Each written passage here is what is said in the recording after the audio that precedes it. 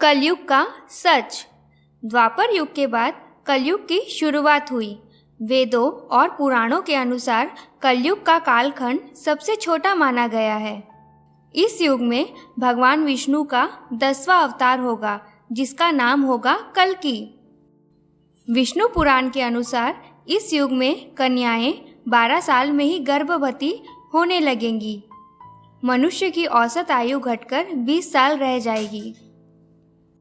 कलयुग की सच्चाई को समझने के लिए हमें पुराणों, धार्मिक ग्रंथों और इतिहास के प्रमाणों की ओर मुख मोड़ना होगा।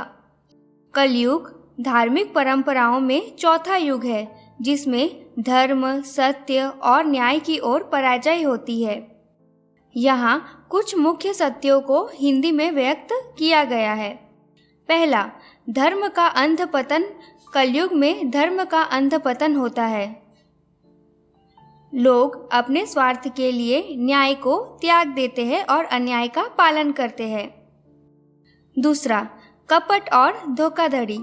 लोगों में कपट और धोखाधड़ी का प्रचलन बढ़ता है।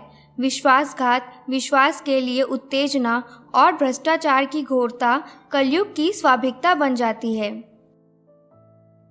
तीसरा, लोभ और अहंकार। लोभ और अहंकार की महामारी कलयुग में प्रबल होती है। लोगों की लालची मानसिकता और स्वार्थपरता का प्रभाव समाज पर गहरा पड़ता है।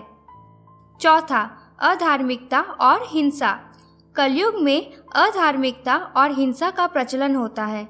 लोगों की भावनाओं में क्रोध, शोषण और अन्याय की भावना दिखाई देती है। पांचवा, ध्यान की कमी। कलयुग में मानव जीवन में ध्यान की कमी होती है।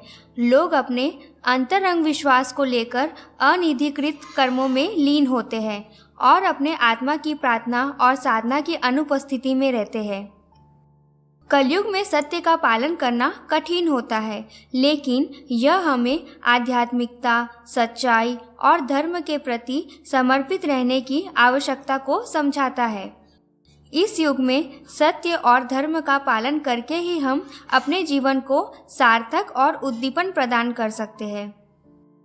विष्णु पुराण के अनुसार देवताओं के पूछे जाने पर कि किस युग में तप और पुण्य का फल जल्दी मिलेगा, तो पराशर ऋषि ने वेद व्यास जी के कथनों का जिक्र करते हुए कलयुग को सबसे उत्तम बताया।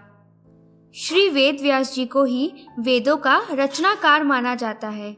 वेद व्यास जी से जुड़ी एक पौराणिक कथा के अनुसार वेद व्यास जी ने सभी युगों में कलयुग को श्रेष्ठ युग कहा है। विष्णु पुराण में वर्णित एक घटना के अनुसार मुनिजनों और ऋषियों के साथ चर्चा करते हुए वेद व्यास जी कहते हैं, सभी युगों में कलयुग ही सबसे श्रेष्ठ युग है, क्योंकि 10 वर्ष में जितना व्रत और तप करके कोई मनुष्य सतयुग में पुण्य प्राप्त करता है, त्रेता युग में वही पुण्य 1 साल के तप द्वारा प्राप्त किया जा सकता है। ठीक इसी प्रकार उतना ही पुण्य द्वापर युग में 1 महीने के तप से प्राप्त किया जा सकता है, तो कलयुग में इतना ही बड़ा पुण्य मात्र 1 दिन के तप से प्राप्त किया जा सकता है। इस तरह व्रत और तप के फल के प्राप्ति के लिए कलयुग ही सबसे श्रेष्ठ समय है। हमारे चैनल को सब्सक्राइब करें और हमारे साथ जुड़े रहें, ताकि आप हमारे नए वीडियो का आनंद ले सकें। तो अभी सब्सक्राइब करें। धन्यवाद।